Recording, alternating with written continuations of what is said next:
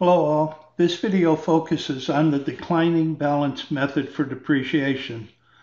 Remember that depreciation exists because companies buy long-term assets which will bring benefits to the company of the assets over their useful life. The benefits received range from providing an efficient workplace to perform in a cost-effective manner to providing the resources that will help generate revenue. Because these assets benefit the company over time, we initially record their cost as an asset and then allocate that cost as an expense over the years the company benefits from their use. That allocation is called depreciation. The declining balance method of depreciation is an accelerated method of depreciation which allocates an asset's cost using a constant percentage applied to the book value of the asset. This method tends to give people a challenge. The key to a correct solution is to 1. Determine the appropriate constant percentage to be used for each year of depreciation. 2. Always multiply the percentage by the prior book value. And 3. To know that the depreciation process must stop once the depreciable cost is reached. Let's solve some problems using the declining balance method. We will again use JMM Property Management and their equipment purchase to solve this problem. The acquisition cost again is $110,000, the residual value $20,000, the service or useful life 4 years, and the service life in terms of machine hours 9,000 hours. Machine hours will not be used in this problem because they are not needed for the declining balance problem. The depreciable cost is the difference between the acquisition cost and the residual value. Pause the video to determine the depreciable cost of the equipment. Then restart the video to see if you have the correct answer. The depreciable cost for this problem is $90,000. The acquisition cost of $110,000 minus the residual value of $20,000. Now let's move on to determine the constant annual percentage rate. The constant annual percentage rate will be the rate that's used each year to determine the depreciation expense. I have 4 examples here. The first example states that JMM uses double declining balance depreciation, or DDB. The double declining balance depreciation method is a form of accelerated depreciation that doubles the straight line depreciation approach. Instead of basing depreciation on 100% of the depreciable cost, it bases it on 200% of depreciable cost. The annual percentage rate used is determined by dividing 200% by the useful life, or in this case, 200% divided by 4, or 50%. So 50% would be the constant annual percentage rate that we will use to solve for depreciation expense. So 50% will be used for each year to determine depreciation expense if we use the double declining balance approach. To determine the constant annual rate for any other declining balance approach, you divide the percentage given by the useful life. So in the second case, where JMM is using 180% declining balance depreciation, we would divide 180% by 4 years useful life to get 45% as our constant annual percentage rate. Now I have 2 other scenarios, one at 160% and one at 140%. Pause the video, solve for the constant annual percentage rate, and then restart it to see if your answer is correct. For a 160% declining balance depreciation, you should have calculated a 40% constant annual percentage rate. For a 140% declining balance depreciation, you should have calculated a 35% constant annual percentage rate. The key here is to recognize that you always take the declining balance depreciation percentage and divide it by the useful life to get the constant annual percentage rate. Now that we know what the depreciable cost is and the constant annual percentage rate, let's solve for this problem. The first scenario we have is using a double declining balance. So we will take the 200% and divide it by 4 to get 50%. For each year, we will use a rate of 50% to calculate the depreciation expense.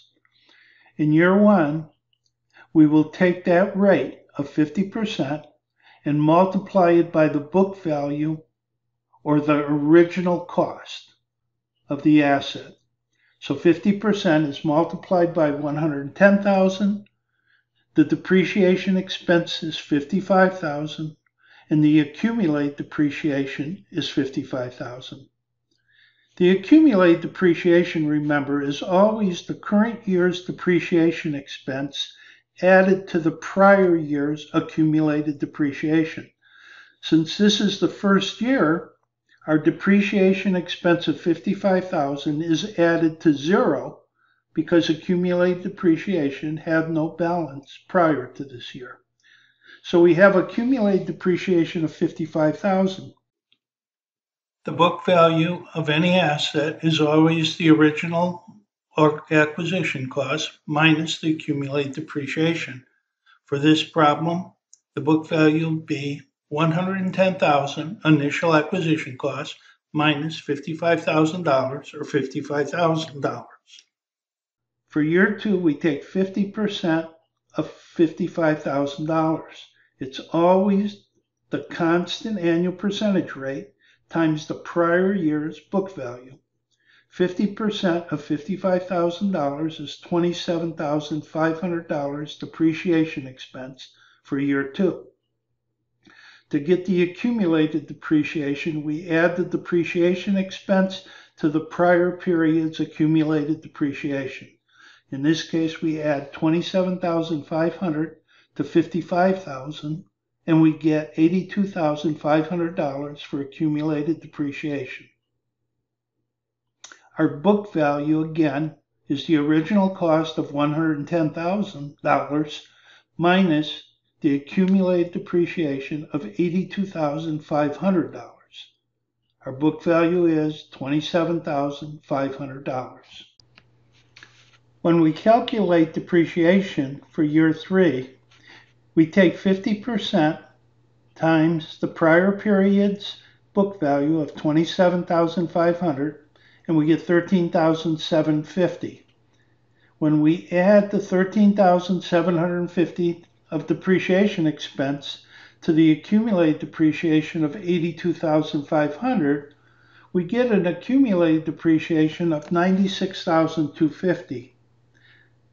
Subtracting the $96,250 of accumulated depreciation from the book value of $110,000 gives us a new book value of $13,750. We have an issue here. The accounting rules say that you cannot depreciate an asset below its residual value. Our residual value is $20,000 and we have depreciated it down to $13,750. The accounting rule also states that you cannot take more depreciation on an asset than its depreciable cost. In this problem, our depreciable cost is $90,000 and we've taken $96,250. So for this problem, in year 3, the depreciation amount will not be $13,750. The depreciation amount will be the difference between $27,500 and $20,000 of residual value, or $7,500. With a depreciation expense of $7,500, we have an accumulated depreciation of $90,000 and a book value of $20,000. There'll be no depreciation taken in year 4 because we have reached our limits. Now, for each year, we will debit depreciation expense and credit accumulated depreciation for the amount of depreciation expense in this year. So in year 1, we'll debit depreciation expense, credit accumulated depreciation for $55,000. In year 2, debit depreciation expense and credit accumulated depreciation for $27,500. And in year 3, debit depreciation expense for $7,500 and credit accumulated depreciation for $7,500. The depreciation expense amounts for every year will go on the income statement, and they will represent an operating expense for the company.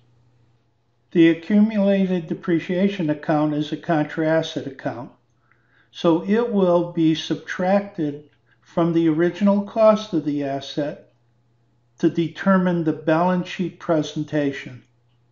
For this problem, in year 1, equipment will be shown on the balance sheet at $55,000. In year 2, it will be showing at $27,500. And in year 3, it will be shown as $20,000. The balance sheet presentation is always for the book value of the assets that we have. Now pause your video and solve for the declining balance at 160%.